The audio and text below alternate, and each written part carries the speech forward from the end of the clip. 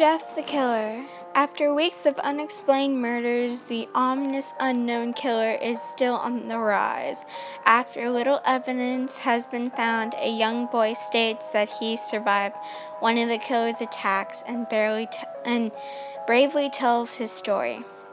"I had a bad dream, and I woke up in the middle of the night," says the boy. "I saw that for some reason the window was open, even though I remember it being closed before I went to bed. I got up and shut it once more. Afterwards, I simply crawled under my covers, and tried to get back to sleep. That's when I had a strange feeling, like someone was watching me. I looked up and nearly jumped out of my bed. There, in the little ray of light illuminating from between the curtains, were a pair of two eyes. These weren't regular eyes. They were dark, ominous eyes. They were bordered in black and just plain out terrifying. That's when I saw his mouth, a long, horrendous smile that made every hair on my body stand up. The figure stood there watching me. Finally, after what seemed like forever, he said it, a simple phrase, but said it in a way only a madman could speak. He said, "Go to sleep." I let out a scream. That's what sent him at me. He pulled up a knife, aiming it at my heart. He jumped on top of my bed. I fought him back. I kicked, I punched, I rolled around, trying to knock him off me. That's when my dad burst in. The man threw the knife. It went into my dad's shoulder. The man probably would have finished him off if one of the neighbors hadn't alerted the police. They drove into the parking lot and ran towards the door. The man turned and ran down the hallway. I heard a smash, like breaking glass. As I came out of my room, I saw the window that was pointing toward the back of my house was broken. I looked out it to see him vanish into the distance. I can tell you one thing, I will never forget that face, those cold, evil eyes, and that psychotic smile. They will never leave my head, ever. Police are still on the lookout for this man. If you see anyone that fits the description in this story, please contact your local police department. Pause. A while back, Jeff and his family had just moved into a new neighborhood. His dad had gotten a promotion at work, and they thought it would be best to live in one of those fancy neighborhoods. Jeff and his brother Lou couldn't complain, though. A new, better house, what was not to love? As they were getting unpacked, one of their neighbors came by. "Hello," she said. "I'm Brenda. I live across the street from you. Well, I just wanted to introduce myself and to introduce my son." She turned around and called her son over. "Billy, these are the new neighbors. Billy, say hi." Billy said hi and ran back to play in his yard. "Well," Jeff mothers Jeff's mother said, "I'm Margaret, and this is my husband Peter, and these are my two sons, Jeff and Lou."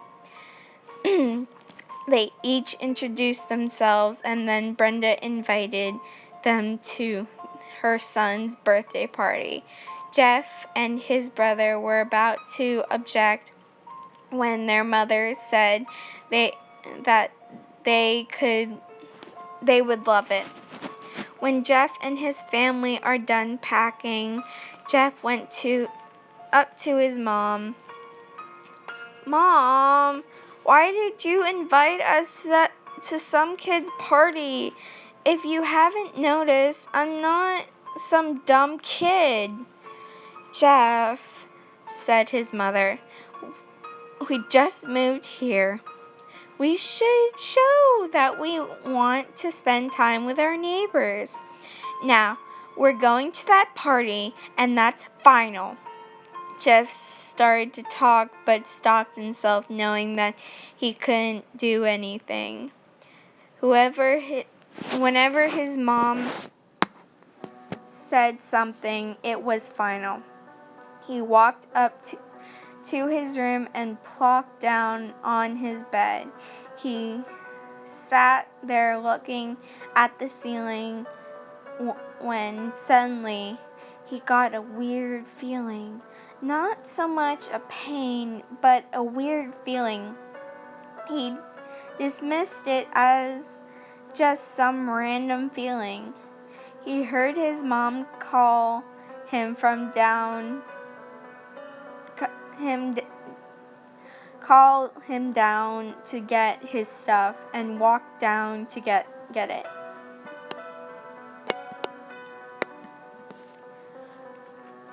The next day, Jeff walked downstairs to get breakfast and got ready for school. As he sat there eating his breakfast, he once again got the feeling. This time it was stronger. It gave him a slight tugging pain, but he once again dismissed it. As he and Lou finished breakfast, they walked down to the bus stop. They sat there waiting for the bus, and then all of a sudden, some kids on skateboards jumped out over them, only inches above their laps.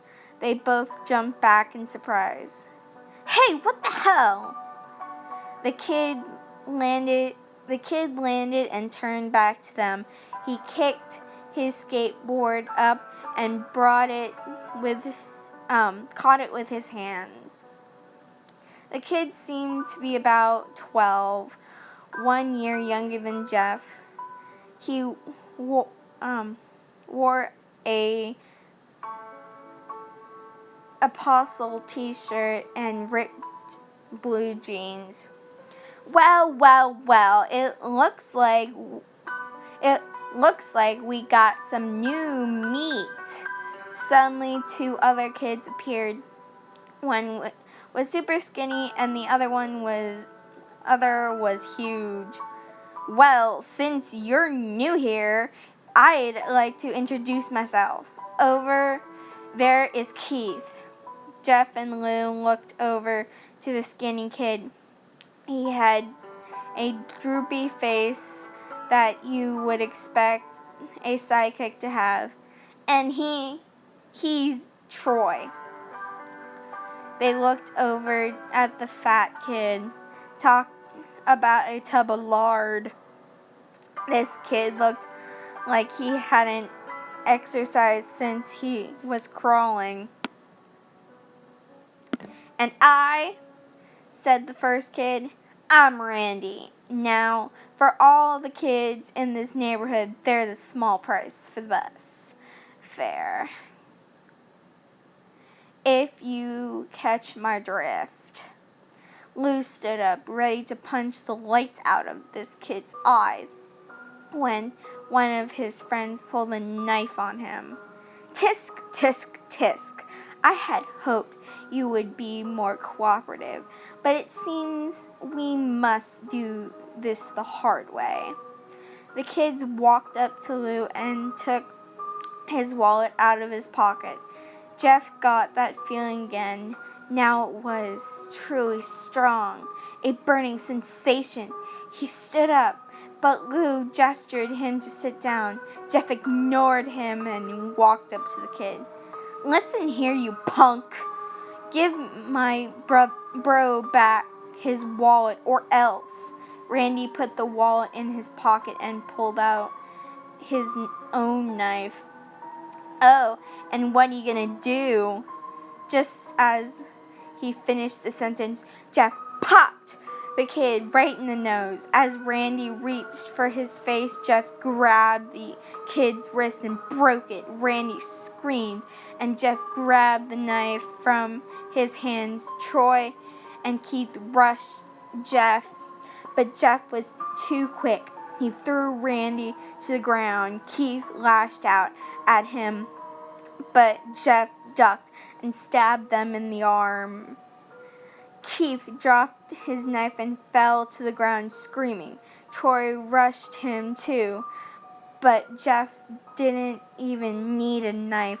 He just punched Troy straight in the stomach, and Troy went down. As he fell, he puked all over. Lou could do nothing but look in amazement at Jeff.